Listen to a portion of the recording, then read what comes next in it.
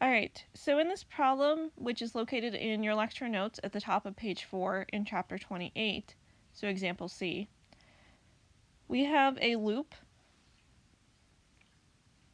and this loop has a current running through it,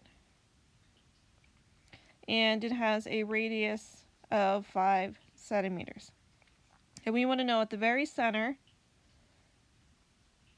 in the plane of the loop, so when x equals 0, what is the magnetic field strength? So since x equals 0, we can use this form of the equation.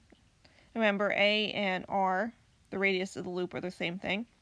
So I can plug in the magnetic constant, the current, and the radius of the loop in order to solve for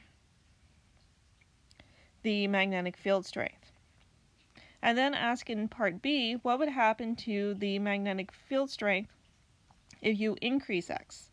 So if we look at the loop from the side, what happens if we're not here at x equals 0 in the plane of the loop, but instead we increase x to some value? What's going to happen to the magnetic field strength?